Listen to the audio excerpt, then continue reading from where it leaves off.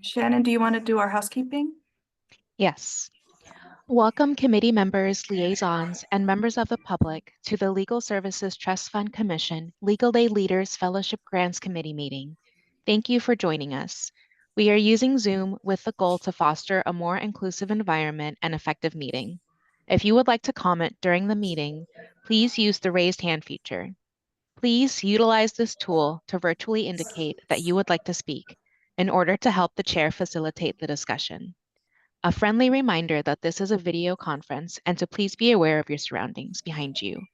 All commission and committee meetings will be recorded and posted to the State Bar website. Zoom captioning is available. To enable, select live transcript at the bottom of your Zoom screen, then select Enable Auto Transcription. Thank you. Okay. Elizabeth, will you take roll, please? Yes. Kamal, Present. Tony, Here. Judge Rhodes, Here. Vanetta. Here. Okay, we have a quorum. Okay. Thank you. Are there any public comments? Yes, there are. Okay. Okay. And And before we begin the public comments, I would like to remind everyone that under the Bagley-Keene Open Meeting Act, public comments must pertain to items that are on the agenda or be related to matters of this committee, specifically the Legal Aid Leaders Fellowship Grants Committee exercises oversight of the administration of grants for law school student summer fellowships. Okay. Luciana, you can proceed with any public comments. Okay, I've allowed the first person to speak. Hello, good afternoon. Can you hear me? Yes, we Yes. can hear you. Hi. I don't know. Is there video or no video? There's no video? Okay. Good afternoon. My name is Arati Vasan. I'm a senior managing attorney at Family Violence Appellate Project, where I coordinate our law clerk and fellow programs. We are a California statewide organization and are funded by the State Bar of California as a designated support center. SAP, as we are known, was founded by law students who saw the protections and promise of the law were unrealized for far too many survivors of domestic violence and their families, particularly unrepresented survivors. They saw a gap in access and importantly believed in the promise of lawyers and lawyering to address that gap. Many years and appellate case victories later, FAP exists to uphold that promise to the law students and could not do so without the ongoing support of law students, including the law students who over the years have filled their dedicated seat on our board of directors. While law students have been instrumental in our work as we've evolved from an organization that for many years only had a staff of 5 with 3 attorneys to our current California attorney staff of 8, including a former law clerk who is now an Equal Justice Works Fellow, and 2 attorneys who make up our Housing Justice Project. Paying our law students has always been out of our reach. And while some schools have over the years been able to provide some funding for our students or offer credit, it's a mixed bag with inherent inequities. This past summer, however, was an important step for change as we were fortunate to receive a legal aid fellowship grant from the State Bar. As a result of this grant, we were able to offer a clerkship to a non-traditional student who had no access to funding through other sources and was from a school that we had not previously been able to accept a student. This student was able to work on projects that are somewhat unique to FM, including submitting a successful case publication request, which will have a lasting impact as a citable case, both at the trial court and appellate level, to address a common injustice faced by survivors who are caught up in the dependency system. This student also had the opportunity to participate in regional coalitions across the entire state as part of our work assisting survivors and agencies statewide, and had an opportunity to repeatedly review trial court cases for recommendation for appellate level work, including looking at particular issues on firearm usages by those who are restrained by restraining orders. This year, we've asked for additional funding in an effort to provide a more equitable playing field for our entire law school class, so they are not left to the whims of their particular school and situation. So I just wanted to take a moment to thank the Commission for the fellowship and also express our repeated appreciation and underscore the importance of this grant to our work. Thank you. That was the amount of time. Thank you for your comments. Next public comment. Selena, was your hand raised before you were promoted? Yes, it was raised. I don't know where I am in the queue. Am I next? Yes. I think so, yes. Oh, great. I'm short. Selena Copeland, Executive Director of the Legal Aid Association of California, and we are commenting in strong support of the staff recommendation of scenario 2. We think it's actually really responsive to the needs of the community in that if you look at the organizations that would receive summer fellows in 2025, it includes organizations that do a significant amount of immigration work. So we urge this committee to approve staff recommendation. And also, I know that in the past, some organizations have been unable to hire, and I was curious if part of the discussion, you could look and perhaps consider funding the final organization if one of the or the higher up ones declined to hire a law student. So with a caveat to make sure that all of those who applied actually might be able to get funding if numbers shift around. But just thank you so much to State Bar staff. This memo is really fantastic, and I fully support and urge you to support scenario 2. Thank you, Selena. Any additional public comments? Yes, I'm allowing the next person to speak. Thank you. Hello, my name is Rebecca Oyama. I'm the clinical director at the East Bay Community Law Center. And we're one of the largest providers of free legal services in the East Bay. We're a national recognized leader in community law. We serve about 4,000 clients each year. And we're also a community-based clinical program for UC Berkeley School of Law. Over the summer, we invite students from across the US, from all different law schools, to join our full-time summer session, which is a 9-week program. We are commenting in support of the Legal Aid Fellowship Grant. We're really excited about the opportunity it offers us to provide funding for our students. We are increasingly aware of the financial strain of unfunded summer legal work. We know it's untenable for many students. We've had conversations with students who are not able to secure funding, and certainly try to support them in that effort. But we also know it can dictate students' decisions about what kind of summer work they can engage in, and can even have long-term impacts on their legal career and whether they take up long-term public interest work or not. And we appreciate the staff memo, and while we're not entirely clear which funding scenario ultimately we certainly do support the one that provides equitable access to the grants and allows more program participants into the program. This year, we were very pleased to see the responses of the students who engaged in and who received the fellowships last year, and the impact it had on them, and are just very excited about the opportunity to potentially be offering these fellowships this summer. Thank you. Thank you, Rebecca. Any additional comments, Shannon? Yes, one moment.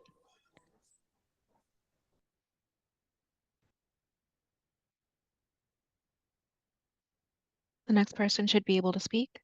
Hi, thank you. My name is Martin Gauto. I'm the Director of Capacity Building for Immigrant Defenders Law Center in Los Angeles, California. Thank you, esteemed committee members. On behalf of my organization, we'd like to thank you for considering INDEF's application for 2025 fellowship grants.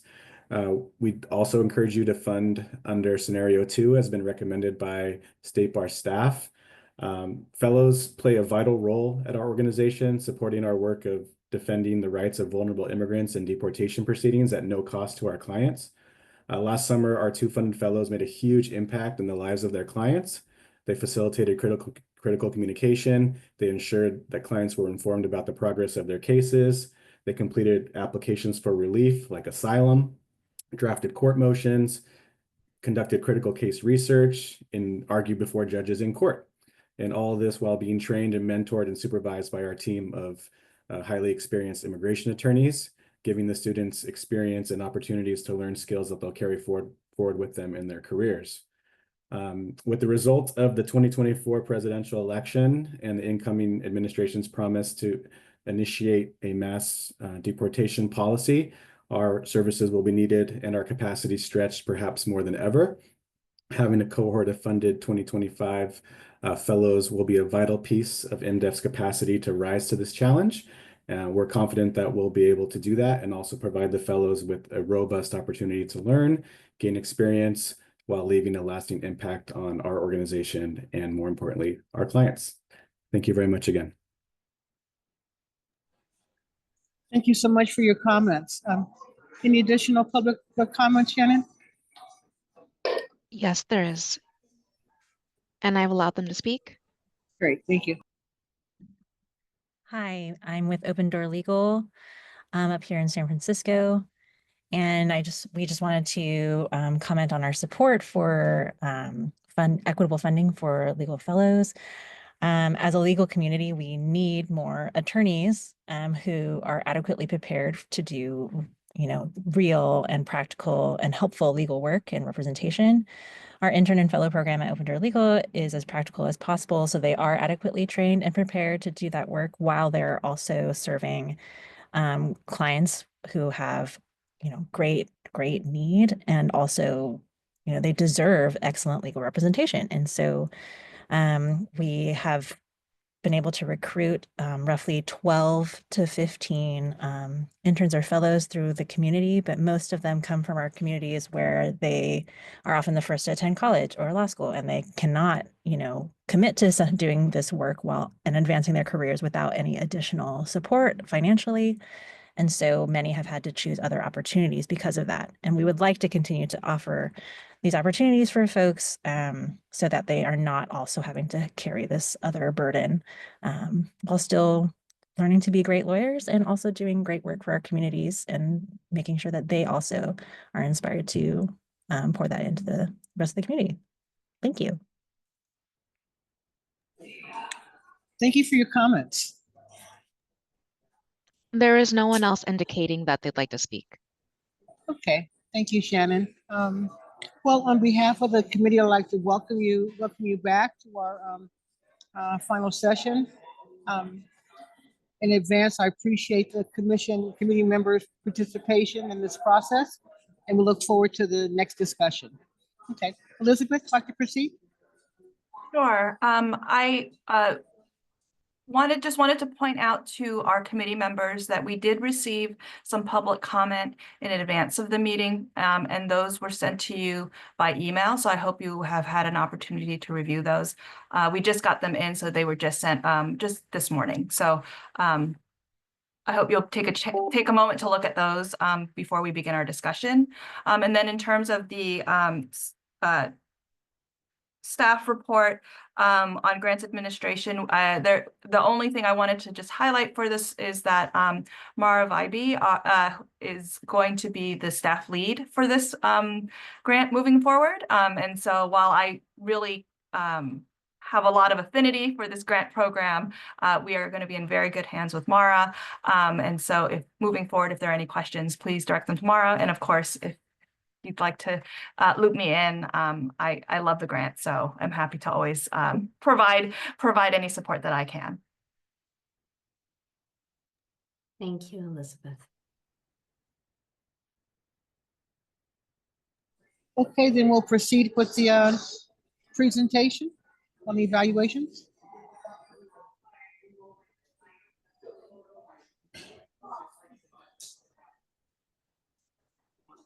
All right, that's me. Give me 1 second while I share my screen.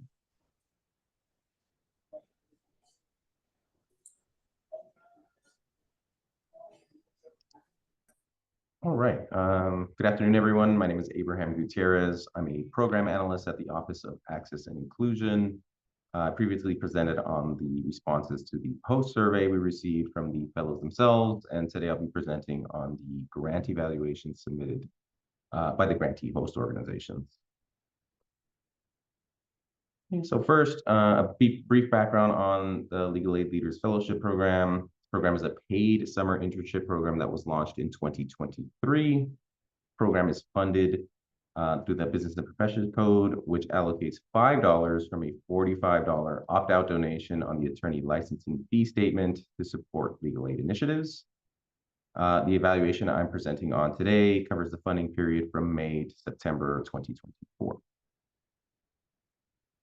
So this year's grant awarded $752,000 and provided funding for 34 organizations to host 88 total fellows. 77 of these fellows were funded through the State Bar, and 11 were funded by the Change Lawyer organization. So 98% of the grant was spent down during this funding period. Grantees reported that any unspent funds were related to fellows working fewer hours than expected. An example being that some of the fellows worked only a portion of their final week in the fellowship.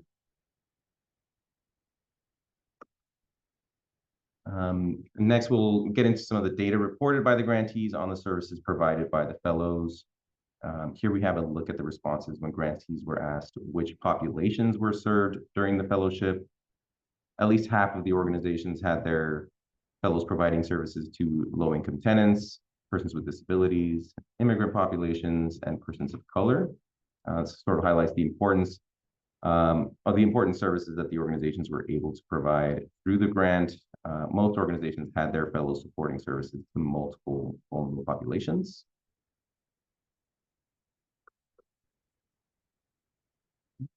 And let's skip one. Go. Yep, sorry. Okay. Here we're highlighting the areas of law reported by the grantees when asked what type of work the fellows were focused on. The top three were housing, family and domestic violence, and immigration law. 10 organizations reported other, and these consisted of specialized advocacy for LGBTQ rights, veterans benefits, environmental law, tribal law, among others. So this and the previous chart show the value of the fellowship as the fellows were able to gain experience working with diverse populations and in a wide array of legal specialties.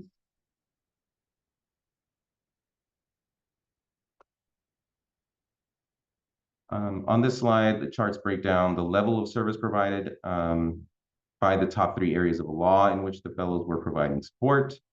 The pie chart here shows that overall, the work being performed by the fellows was in limited scope representation services. Immigration, housing, and domestic violence law were the areas which had the highest percentage of full scope services being provided. And for limited scope services, the highest percentages were in employment, housing, and domestic violence law.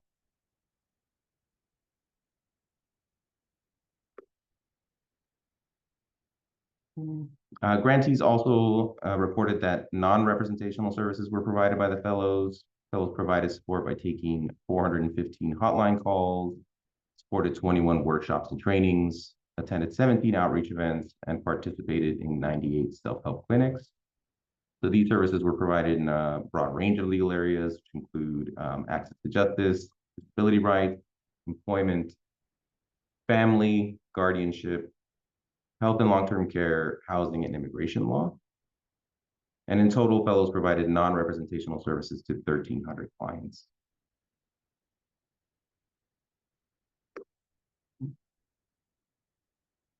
So the set of grantees provided services throughout the entire state. This map shows the concentration of service providers in each county with callouts for the top 12 counties with the most host organizations providing services. On this map, every county in California had at least 3 organizations providing services, with the most providing services to Los Angeles, Alameda, and Riverside counties. While this doesn't show exactly where the legal services were provided, the map shows the potential statewide impact of the fellows' work.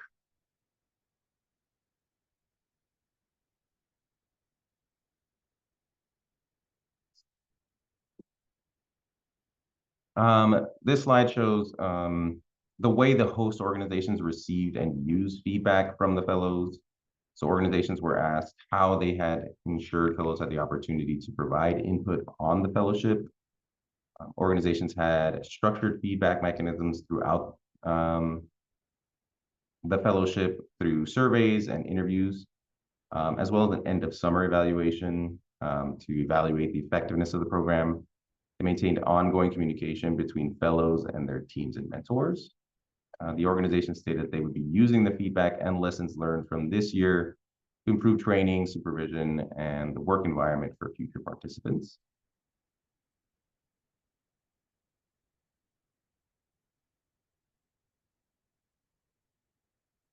The grantees were also asked to provide narrative descriptions of the benefits the fellowship provided to their organizations. Here's a selection of those responses. Overall, fellows significantly enhanced service capacity, enabling these organizations to take on more cases, host clinics, and tackle complex legal issues. This allowed organizations to reach a broader range of clients and increase their operational scope. The fellows contributed both to day-to-day and strategic operations of the organizations, from client advocacy and research to document drafting and conducting outreach. They supported essential functions while also advancing initiatives like impact litigation and systemic change. Grantees also stated that hosting fellows has benefits that extended beyond immediate service delivery. Organizations gained recognition within law schools and the broader legal community, and it also inspired fellows and volunteers to return as staff or pro bono attorneys. And lastly, the fellows brought diverse backgrounds and fresh perspectives, enriched the organization's practices and fostered innovation. One example being the fellows' multilingual skills played a crucial role in improving access to justice for non-English speaking clients of the organizations. So these will represent just a small excerpt of the overwhelmingly positive responses from all the grantee organizations.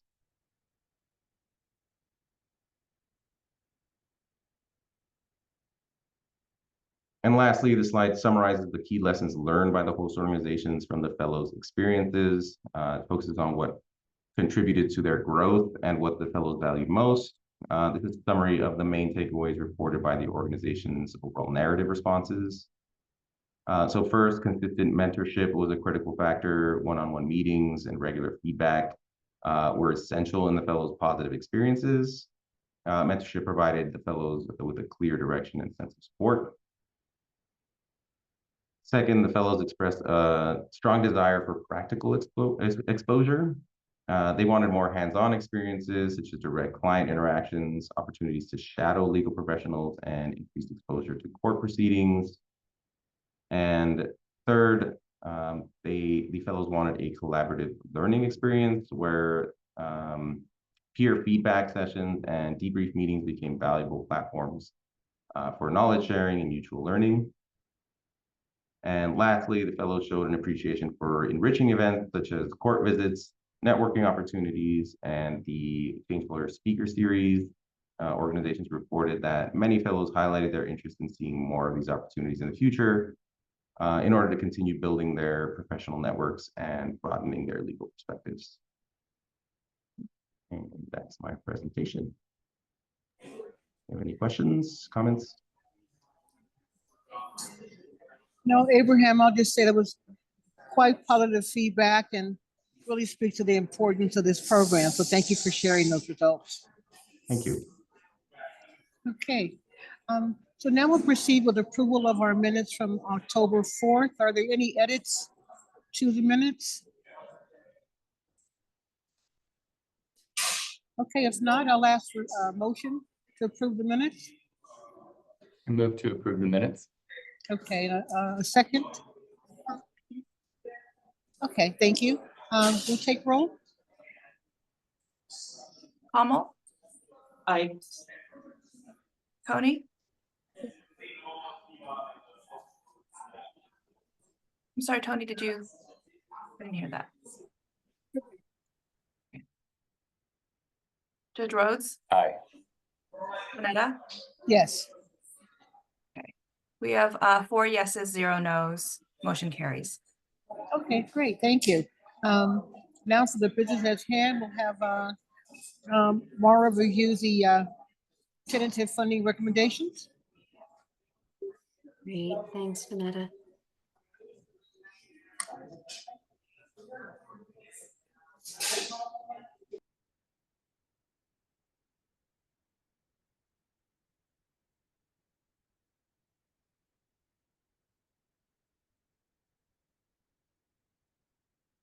So this is to review and approve the tentative funding recommendations for the 2025 Legal Aid Leaders Fellowship grants.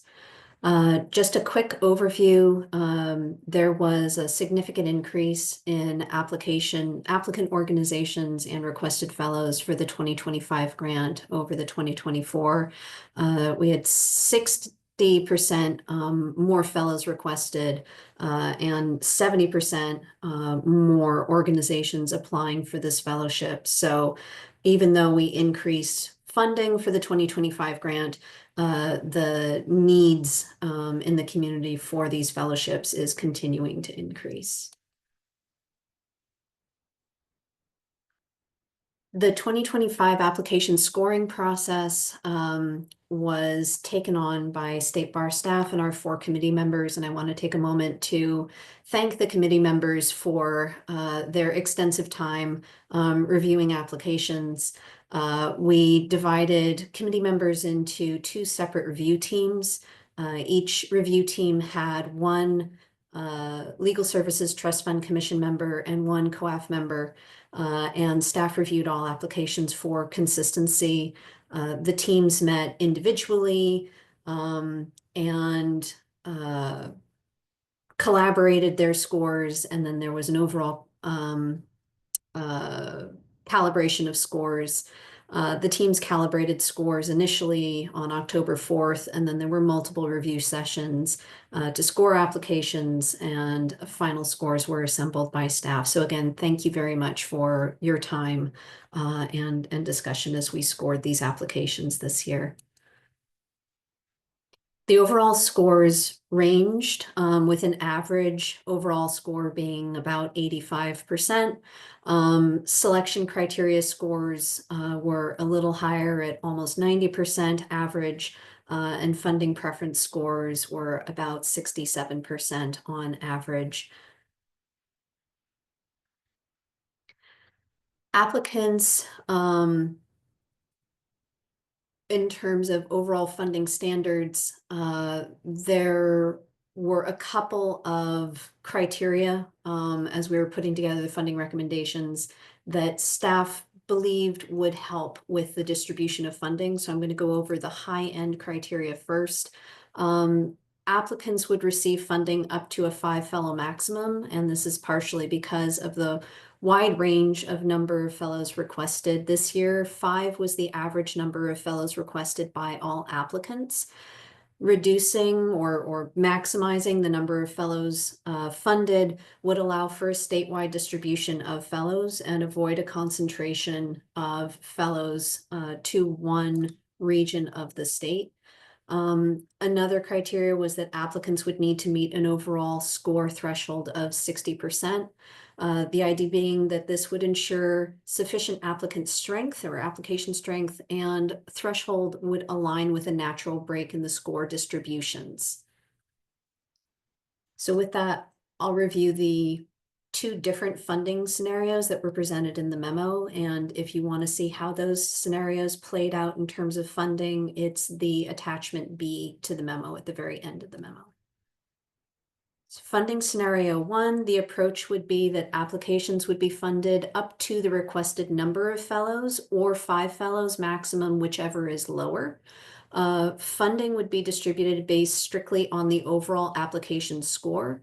This would start with the highest score and continue down all the way towards 60%. This process would repeat until available funding is depleted. And if you look at attachment B, you can see how the funding would be distributed across the applicants.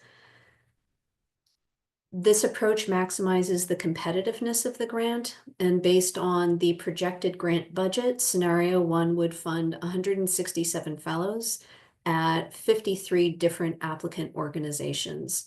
Of the applicants, 5 organizations with scores between 73 and 48% would not receive funding. So that's an overview of funding scenario number 1. Funding scenario number 2 is a 3-step method.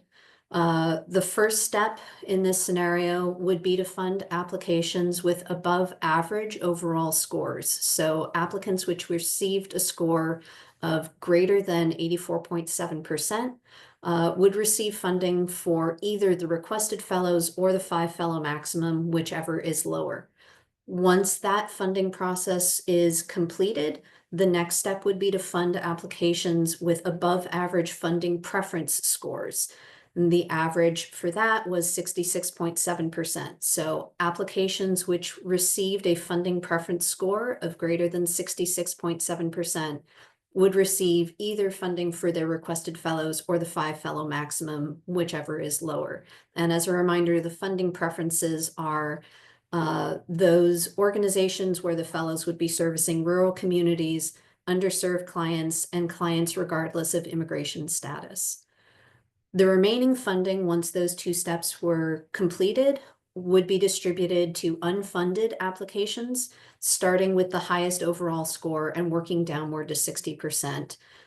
We would allocate 1 fellow each and repeat this process until all the funding is depleted. This scenario offers the greatest potential awards to organizations with the strongest applications. It also emphasizes the statutory priorities of the grant program, and it ensures that qualified applicants benefit from the grant funding. With the projected budget we have, scenario 2 would fund 167 fellows at 57 applicant organizations. There would only be 1 organization whose application score was below 60%, which would not receive funding. So as a quick overview and comparison, funding scenario 2 would fund funding scenario 1 would fund 53 organizations. Funding scenario 2 would fund 57. They would each fund the same number of fellows. So it really comes down to the distribution of the fellows across a number of organizations. I am happy to answer any questions regarding these funding scenarios, any additional information I can provide.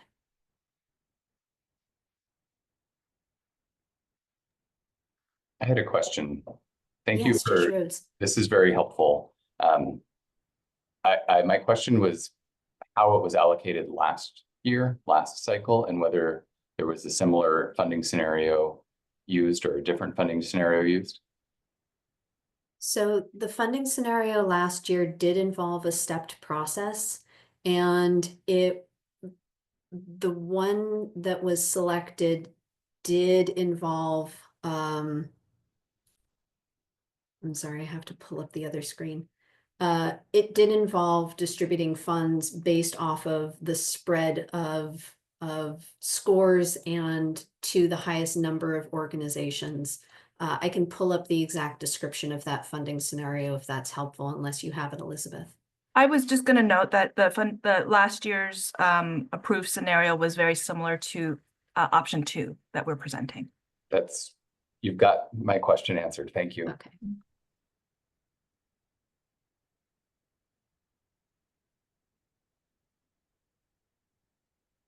Are there any other questions?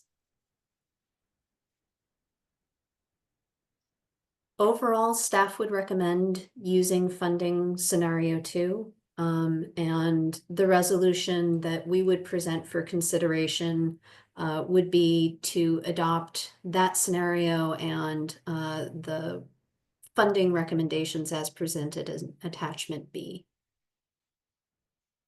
I apologize. I have another question. No problem. One of the public comments asked about if folks don't use funding, they can't hire a fellow, whether that funding gets redistributed to another organization. It does get redistributed. There is a cutoff date for applicants to declare their fellows, and staff would redistribute funds if an organization has not selected their fellows. Yes. So Mara, this is Vanette. I have one question, follow up on Judge Rose's comment. If an agency would return their funds and then they're reallocated, would they be reallocated to all groups, including that one agency that was not accepted, or just amongst those who were? approved? Currently as written, the remaining funds would be distributed to unfunding applicants, but not below a 60% overall score. Okay, thank you. Mhm.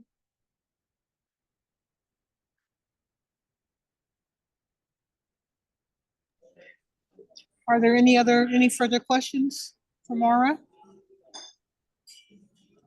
Okay, well, thank you for that very thorough presentation.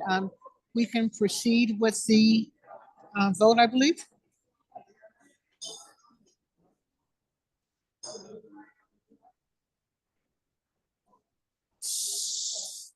Do I motion? Yes, please. I'd like to make a motion to accept this recommendation to adopt funding scenario number 2. Okay, we have a second? I second. All right. Elizabeth, please call the roll. Kamal, Aye.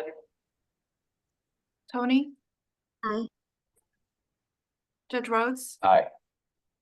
Vanetta. Aye. We have 4 yeses, 0 nos. Motion carries.